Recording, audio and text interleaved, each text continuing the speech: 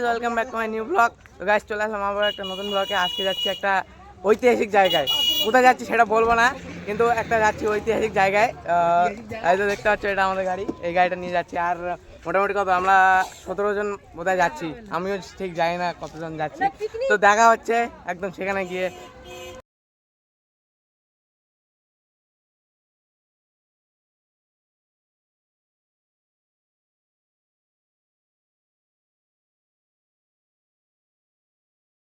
Guys, দেখতে পাচ্ছ তোমরা রাস্তা থেকে, একটু বুঝতে হয়তো পারছো যে আমরা কোথায় যাচ্ছি।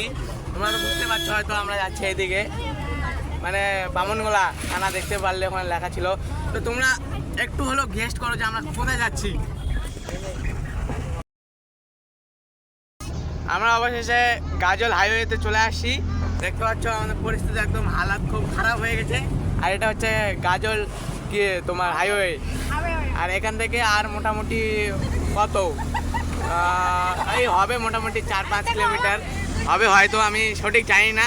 তবে ওখানে গিয়ে একদম তোমাদেরকে পুরো ভালো করে বুঝিয়ে দেবো যে আমরা কোথায় আসি, কেমন করে আসি, সব কিছু বলে দেবো।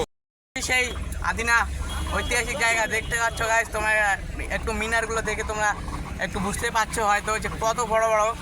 ভাই সাহাব, দেখে পুরো একদম অবাক, কত বড় বড় আর কত যে পুরাতন এগুলো, সেটা বলে বোঝাতে পারবো না।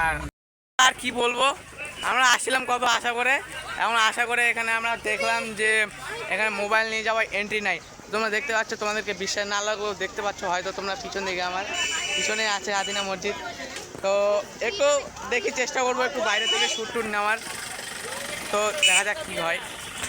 আছে মোবাইলের এন্ট্রি নেই, তো কিছু তো বলার নেই।